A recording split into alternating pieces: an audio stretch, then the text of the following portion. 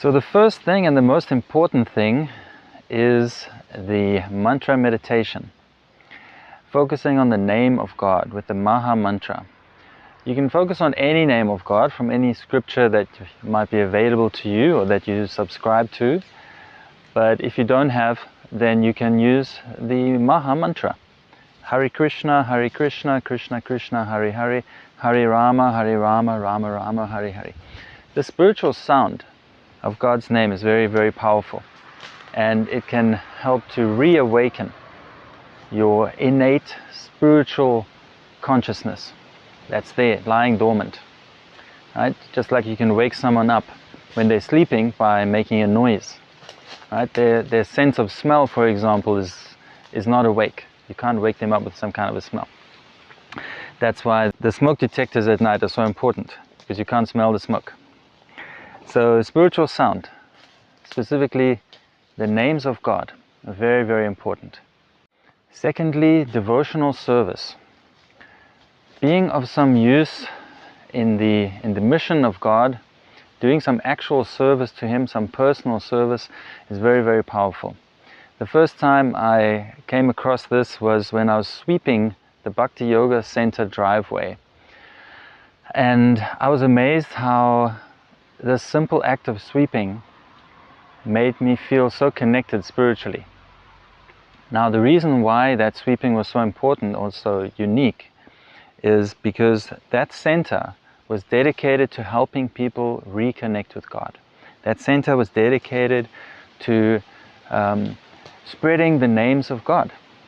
So there's a very, very direct sort of connection. You won't get that from just serving, just sweeping something, someplace. You know, serving humanity is not service to God. It's a common misconception. Service to God is service to God. Just like when you water the root of a tree, all the leaves are nourished. The process isn't to water all the leaves of the tree. The process for watering a tree is to water the root. So service to God should be there.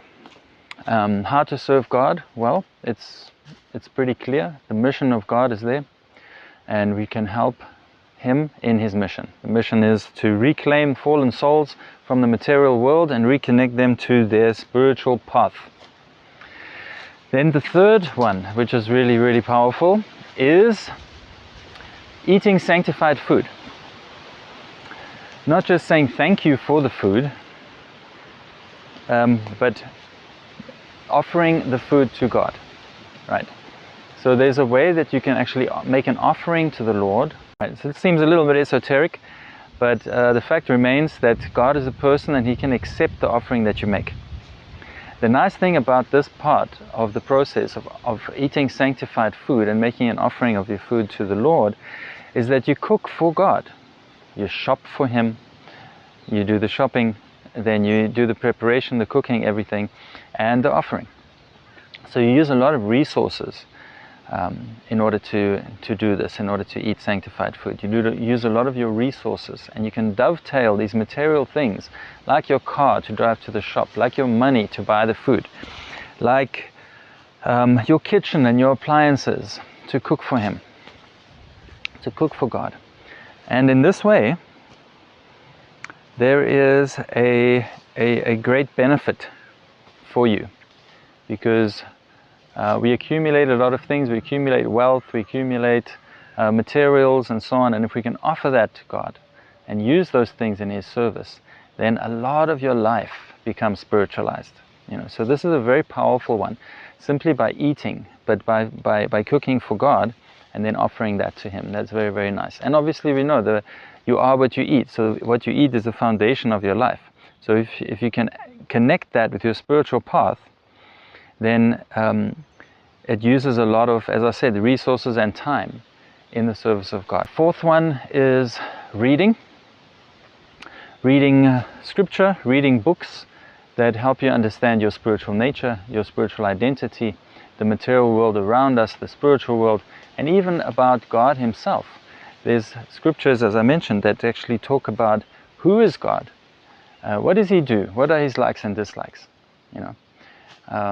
Yeah, and these scriptures are very, very nourishing to us spiritually.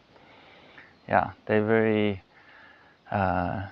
enlivening to read. So your mind needs to be given guidance by the intelligence.